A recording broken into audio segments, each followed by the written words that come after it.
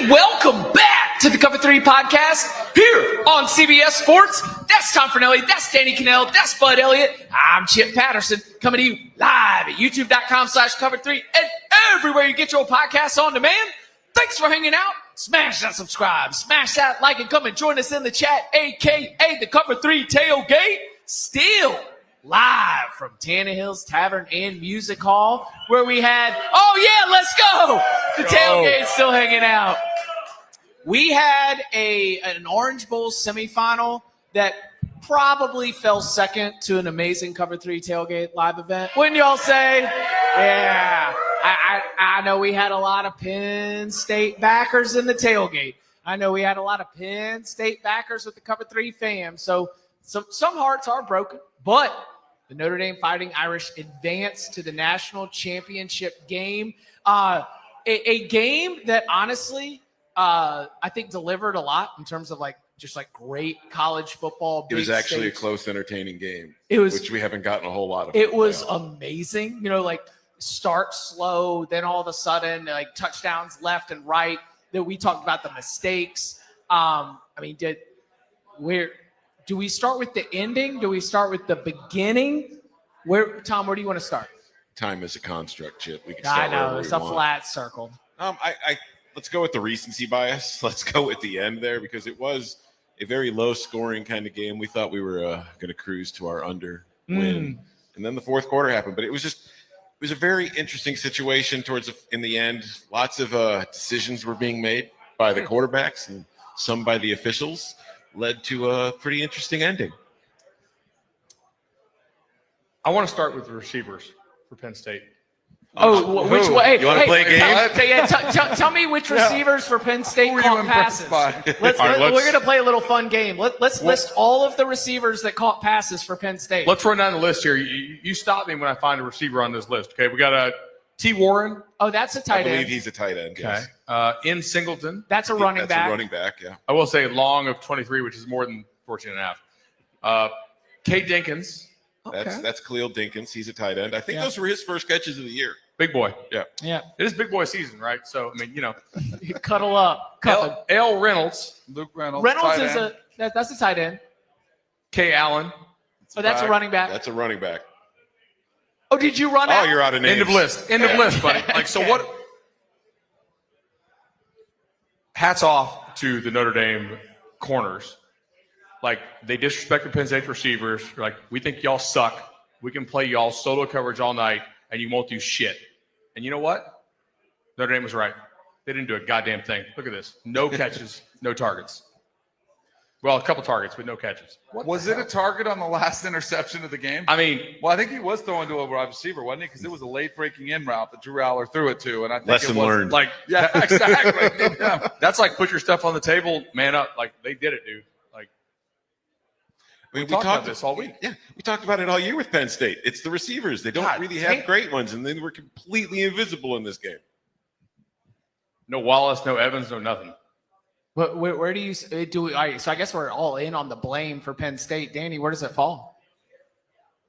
It does feel like if you would have told me that Singleton and Allen rushed for 84 yards and 82 yards respectively, and Nick Singleton had three rushing touchdowns. Yeah. I would have said Penn State would take that all day and walk away with the win. The defense let them down. I thought the tone setter, because at halftime, we're talking about it with our boy Debo, who's a Penn State fan, and I was like, I love Penn State from here on in. They were dominating both sides of the line of scrimmage.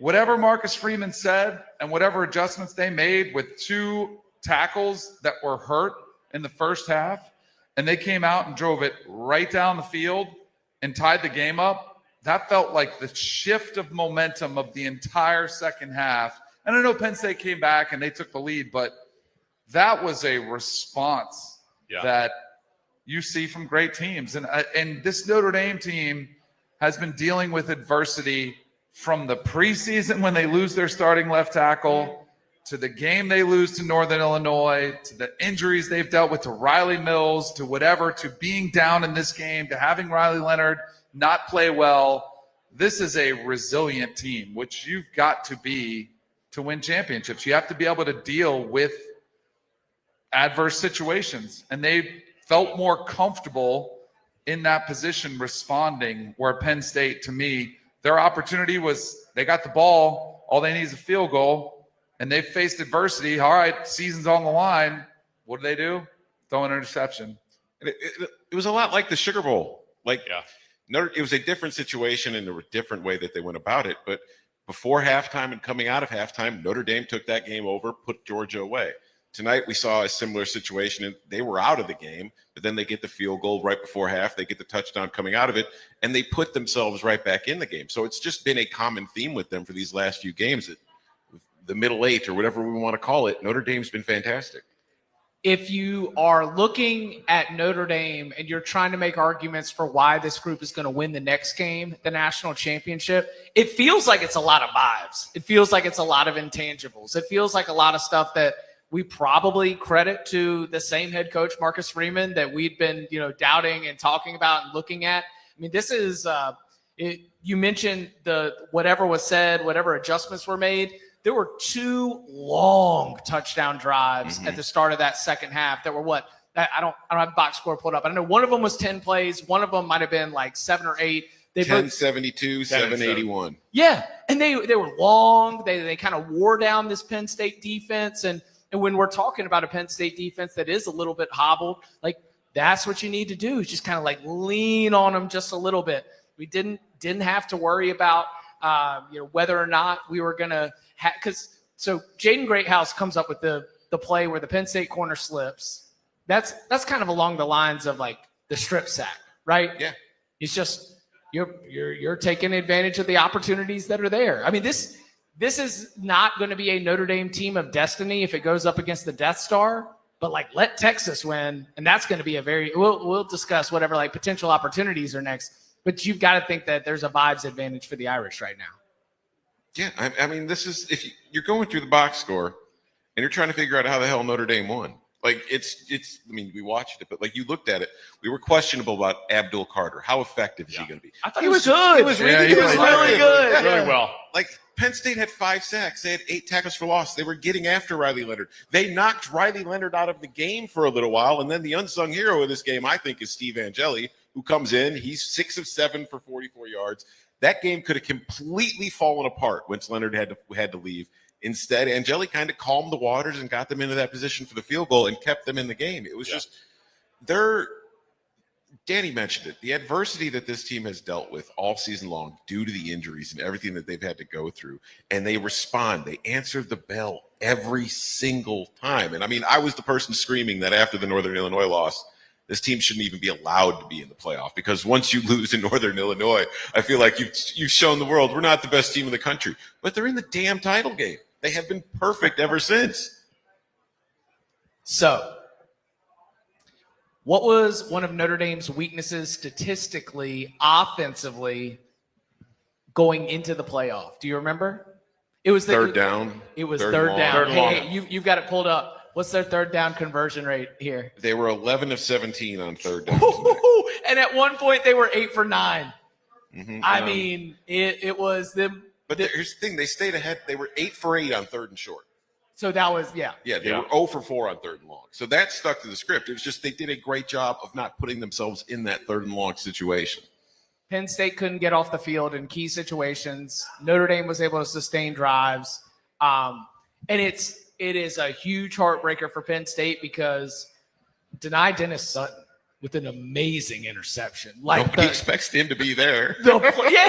Our defensive lineman is going to be 7 yards back and making this incredible grab.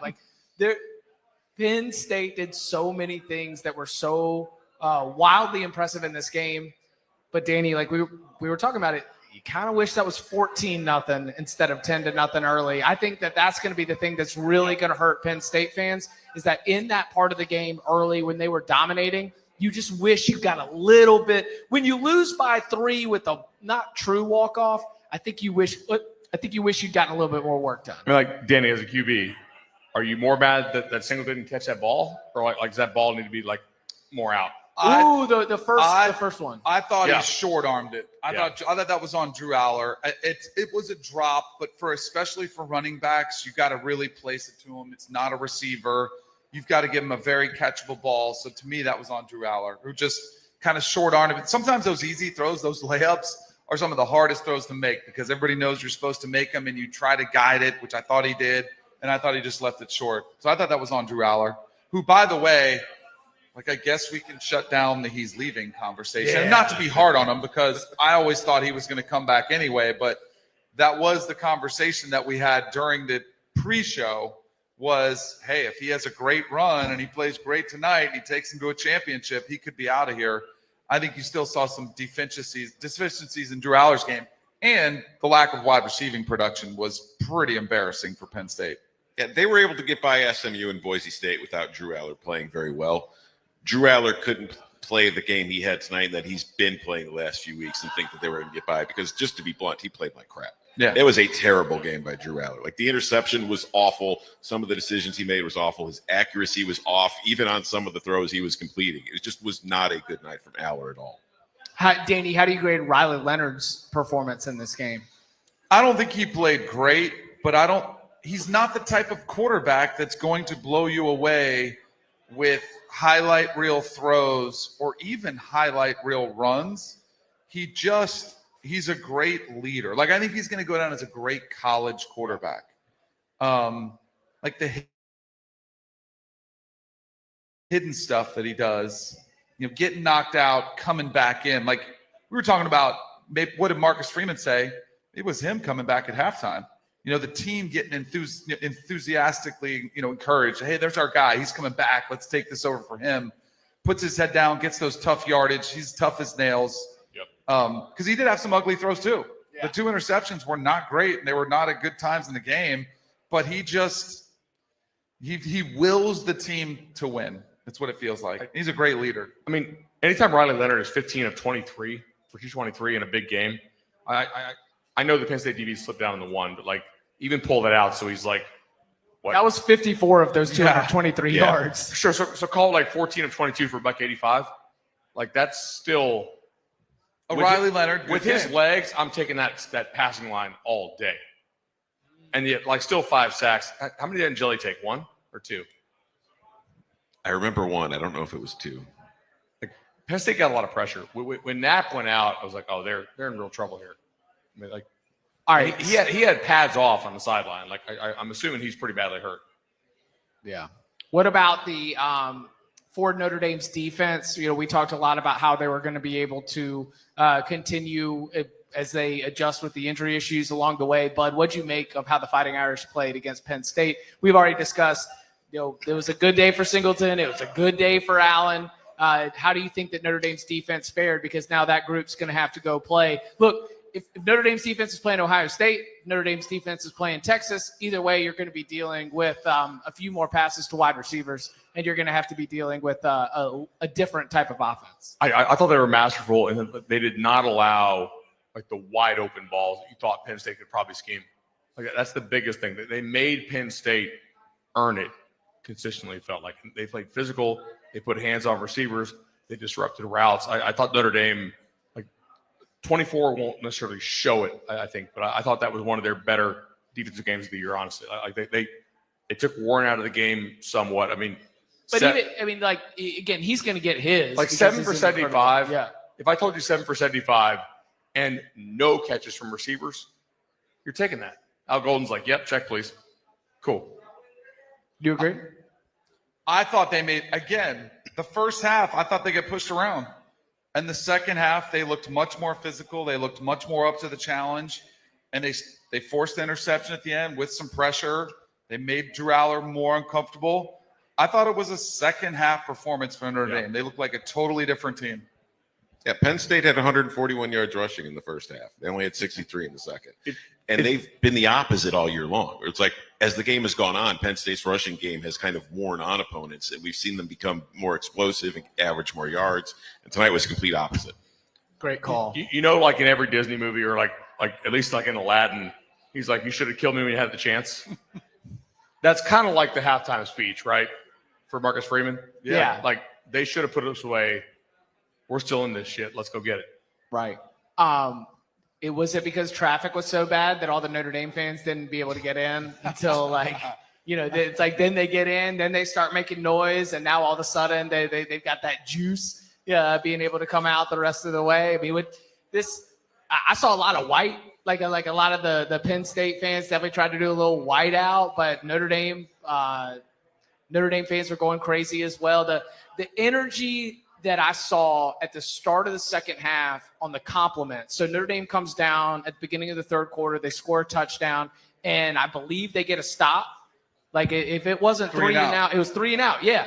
And you just saw a little pop on the sideline. Like, okay, like now we've got a little bit of something, and you be able to continue to keep your foot on the gas like that. I mean, that's to your point, Bud, like you should have killed us when they had the chance. Like don't let this team get confidence the rest of the way, because now Notre Dame is going to be feeling as though after playing an Indiana team that beat the brains in of almost everybody that they played, except for Ohio State and Michigan, a Georgia team that won the SEC, and a Penn State team that had 0 bad losses. Like, Notre Dame's the most battle-tested team. I mean, I guess, shoot. Well, if Ohio State wins, they're pretty battle-tested. Ohio State's pretty battle. Yeah, but like internally within that Notre Dame program, you can like forget strength of schedule from the regular season, strength of schedule from the college football playoff. Notre Dame can look internally and say, we can play with anybody in the country. We can beat anybody in the country. The confidence has to be surging for this group right now. Yeah, for sure. I mean, they've only lost 1 game all year. It was a horrible, crazy loss that nobody saw coming, but they've been absolutely damn near perfect since. And I think that, you look at the teams they beat, like you just mentioned, you look at how they've played. They haven't had a spectacular performance. They haven't had the Ohio State just come out and kill the team for 4 straight quarters and dominate a game performance. But they keep winning, and they keep thinking, like, whether it's Ohio State or whether it's Texas that they're going to end up playing in the title game, they're going to be a team that feels like, oh, yeah, we can beat them. I mean, we've played teams like them all year long, and we've beaten them already. So they're going to be supremely confident going into that title game. Before tonight's game, the look-ahead line for Ohio State versus Notre Dame was 7.5. Ohio State was a 7.5-point favorite. After watching that game, it is now Ohio State is a 9.5-point favorite. Yeah, if Ohio State wins in coverage against Texas, it'll be 13. Yeah, I think so too. Because especially if they look especially good. If Knapp, no shoulder pads. I mean, like, we're gonna watch it. We're gonna preview the hell out of it. It's gonna be north of 10 for sure. Like, it probably won't hit 14, but like, if you don't have Knapp, unless Jagasaw gets in there, he did get in there tonight. He got in there, yeah. I mean, like, Ohio State has real D linemen. Yeah, that's a problem. If it's Texas would be a 2.5-point favorite. Really? Okay. Yeah. If it's Texas and Texas is going to beat the Ohio State team, that'll go up too. Like, that's not going to stay on that side of 3. Gotcha. I don't think. Like, no. Let's hold on. Yeah, we got a lot of time. Hold on. We'll play hypotheticals in just a little bit. Like, would anybody, if TU beats Ohio State? It's UT.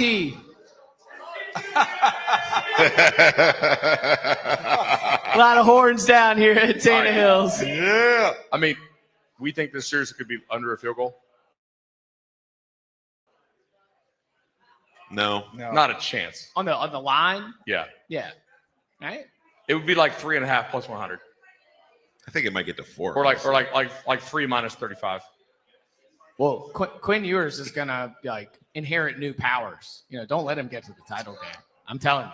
All right, coming up on the other side, more of our look ahead. Who would this Notre Dame team rather play? We'll get into all that and more.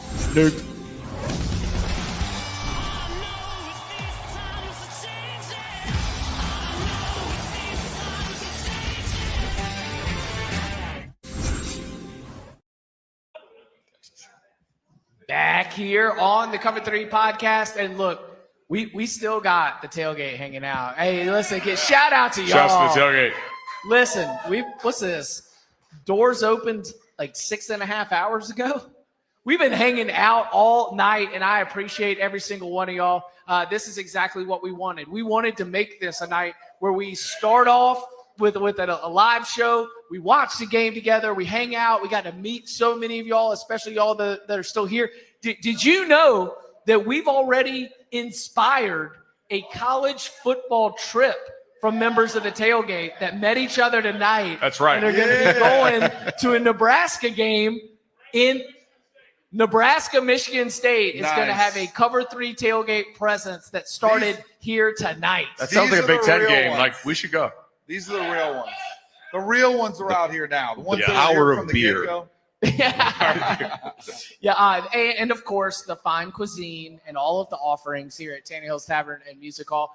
Apparently, we got from the tailgate that was watching live on YouTube. Great pop when we had our special guest Tim Love come join us. That was a special moment. We want to thank him again for all the hospitality, for all the food, for welcoming us into his place. If you go check out Tim Love Restaurant Group all over Fort Worth, Austin, and all across the area. So let's do autopsy for Penn State first. This hurts. Yeah. What's the path forward? What's it look like? Well, the good news is you're getting Drew Aller back. We can probably write that down in stone. James is going to get killed with the big game James stuff again. I don't think it was a big game James kind of game. No, I don't think it was either. I don't think it was perfect. I don't think it was great game management, but I don't think James threw that interception either. Right. And he's gonna take the brunt of it because that's just how it goes. But I think that this was, if you're Penn State, you're disappointed you lost tonight. You had a chance to win. You, in some say, you blew this game. You blew a chance to get to the title game. But you still had a sensational season. Like, you did get to the Big Ten championship game. You did get to the semis of the college football playoff. You still have yet to kind of break through and get that, quote unquote, big marquee win that you've been looking for. But the disappointment for tonight's going to suck, and it's going to hurt for a little bit. But I think about a week or two from now, you're going to look back and still be pretty happy with what you had this season. I like James Franklin. He's now 1-15 versus AP top 5 opponents. He wins as a favorite. Like, at some point, you have to be the difference in the talent gap, which was debatable how much of a talent gap there was on the field tonight. I know they were underdogs. It was only 1.5 points. But he has not done a great job of beating teams that are even with him or slightly better. So to me, when you start seeing a body of work that is that significant, I think the criticism is justified. Like, and it's not, I'm not saying he should be on the hot seat. I just think the narrative is there because it's real, and he's got to change it by winning some of these games. Like, nothing has really changed. Like, yes, and this is what I love about the playoff. He's got 2 times as many playoff wins as losses. He does. But think about him. SMU and Boise State. Wow. Brand name Danny over here. I mean, Big brand Kanell. He was a double-digit favorite in both of them, wasn't he? No, I get what you're saying. How many of these games against top 5 teams have they actually been even? You know what I'm saying? I feel like generally that they've played really, really good teams. Well, it's almost always half of them have been Ohio State, Michigan. That's why it's not a top 5 team problem, in my opinion. I think that, and to Tom's point right off the jump, I wasn't finding myself watching this game as the momentum started to shift. I didn't feel like I was blaming the sideline for the way that things were changing. I didn't see a game management. I mean, if you want to, do y'all want to get reckless? Like, if you want to just recklessly start blaming people, which I'm sure that there's somebody out there doing. Like, did Kotelnicki get too cute? I mean, is it I think getting too cute is part of Kotelnicki's entire thing. Yeah. That's what I you think sign that's up just for? kind of who he is. Yeah. They also got too cute and drove back after they were down, took a lead. Like, I don't think he really got too cute. Like, the field goal decision by Franklin, I didn't like early. Yeah. But I also really didn't love Notre Dame kicking on 4th down. Like, why don't you kick on 3rd in case you have a bad snap? It gives you a chance to kick for 4th. Are you talking about at the very, very end of the game? Yeah. Like, I thought that's why they were saving the timeout. So Marcus Freeman, still plus value? We're still stock going up? I mean, Andy Reid's messed us up a couple times and still like pretty good coach. So yeah, I guess so. It's true. All right, what else? What else lingers from this game? Observations, thoughts, and things that we're going to be able to spin moving forward. What is the injury status of a lot of these guys for Notre Dame? The offensive line was getting banged up. 54 is the key. Like, yeah. I mean, the backup at 54 got destroyed. Yeah. They came back and won. Like it. That's tough. Yeah. Nothing. I mean, the injuries in the offensive line are going to be what I'm monitoring from now until the title game. Yeah, it's just who's going to be healthy, who's going to be playing. Because I'll tell you, I did not expect some of what I saw out of Jeremiah Love. Him willing his way into the end zone from about the 5. Oh, the stretch. The touchdown was hurdling badass. A player. Yeah. Like, maybe he was taking stuff too. And again, like, he had the brace on. He didn't play as many snaps probably, but when he played and it's spot duty, he showed up. Williams, I thought, was impressive. Like, the backs for Notre Dame were all, as a group, were pretty strong. They didn't put up big numbers, but I thought Jeremiah Love put it all out there for his team as well. And that goes back to something that, like, we always talk about, like, the coaches and how they're going to BS us about a status or, Marcus Freeman said, we're very confident in the way that we've handled Jeremiah Love in the run-up to this game. And so I don't know the specifics of how the training staff did it, how much he did or didn't practice, and, like, what the restrictions were. But this is super nerdy, but, like, credit to that training staff and credit to that coaching staff for the way that they got him ready, because Jeremiah Love is a special talent at the running back position this year. And because the running back position was headlined by Ashton Genty and Cam Scatteraboo came in late, and we've got all these other players, I think that Love was overlooked in a way that history will go back and see all of, 12 100-yard performances in a row in the regular season? You're going to be like, wait, was Jeremiah Love the best running back in college football this year? Like, that's, I think that his ability to show up on this stage and whatever it took to be able to get him ready to go was absolutely massive. For sure. I mean, I'm on the record. I think he's better. I think he's the best, most talented running back in the country. He didn't have the stats that were worthy of being with Genty and Scatteraboo and those guys. But I think just as a football player, he's my favorite running back in the country. But, yeah, I think that touchdown run kind of just reflected everything that Love was, getting ready for the game, getting through the injury, fighting through it, and then getting to the end zone there, just fighting through the entire Penn State defense to get there. It's a real gutsy performance and real impressive performance, which you need to be to play that position. Any final takeaways from the live show? Thanks to y'all in the crowd. Like, people are still hanging and watching us through the live show at almost midnight Eastern. Appreciate y'all. But what do we think? How did it go?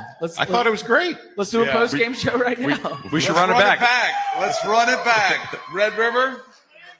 Let's run it back. Red River. I could do Red River. Red River. Yeah. You screaming Calandria? He's got his shirt on. Yes. Calandria. Whoopsie Daisy King. Is that the move? Has he already committed? Yeah, he's in Vegas. The Whoopsie Daisy King's in Vegas. What could go wrong? Yeah. Oh my! With Dan Mullen. With Dan Mullen. Yeah. Oh. Yes. G5 Heisman love coming for Anthony Calandria next year. We should run like a kickoff show for the season with one of these.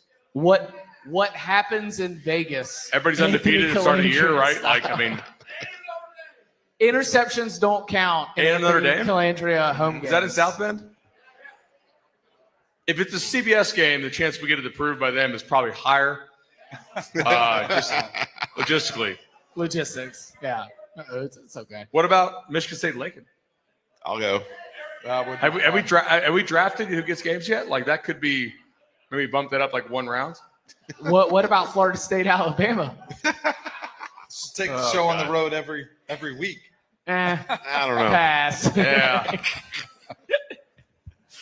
we can try. We'll see. I've seen it produce wear and tear on college football analysts in the past. They start saying They wild start things. saying wild stuff. And then they start saying, take- I never said that. Yeah, I don't know you- what you're talking about. You take college football Look at my analysts dog. and give them too much time on the road, not enough time at home, getting hit that reboot, say wild stuff. Golden Retriever sales off the charts, baby. Yeah, no.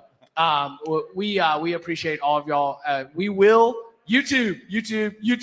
We will be back tomorrow night with instant reaction to the Cotton Bowl game between the Texas Longhorns and the Ohio State Buckeyes, which will include a preview of our national championship game.